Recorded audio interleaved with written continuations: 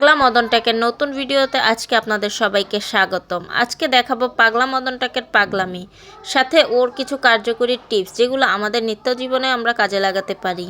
এখন ফেলে দেওয়া বুটজুতা থেকে ও একটা মুরগির খাবারের বক্স বানিয়ে ফেললো। নিচে থেকে খাবে আর উপর থেকে খাবারগুলো নিচে নামবে। এরপর শীতের দিনে সহজে যাতে ঢুকা যায়, বের হওয়া যায়, কাঁথা বালিশ দিয়ে ও একটা সুন্দর ঘরের মতন বানিয়ে ফেললো।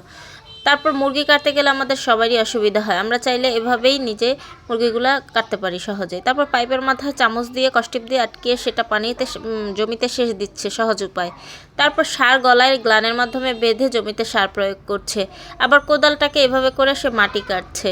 আসলে ওর বুদ্ধিগুলো অনেক ভালো, কারণ ও যেহেতু একা হাতে ওর সব কাজ করতে হয়। অনেক কাজ আমরা একা করতে পারি না, মানুষের প্রয়োজন হয়।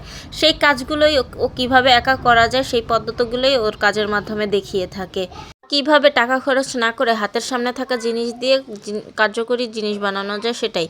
এই দেখুন সিসিটিভি ক্যামেরা রাখার জায়গা নেই, তাই বোতলের মাধ্যমে সিসিটিভি রেখে দিল। এরপর এভাবে কয়েল ধরালে কয়েলটা সহজে নিভে যাবে না। দেখুন পাইপটা লিকেজ হয়ে গেছে, তাই ওখানে তার ভরে ও বাঁকা করে দিল যাতে বেশি পানি না পড়ে। তারপর ভাঙা গ্লান দিয়ে গ্লানটাকে কেটে একটা লাঠির মাধ্যমে বেলচা বানিয়ে ফেললো। এখানে কাপড় চিপড়ানোর জন্য ও চাকা আর খাম্বা ব্যবহার করেছে। এটা কিন্তু অস্থির বুদ্ধি।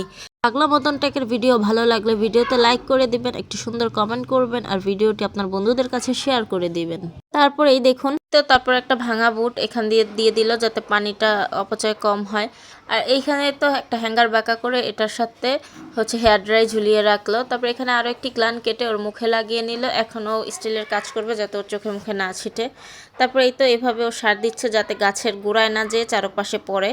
মজার মজার ভিডিও দেখতে ফেসবুক থেকে দেখে থাকলে ফলো আর ইউটিউব থেকে দেখে থাকলে সাবস্ক্রাইব করতে ভুলবেন না।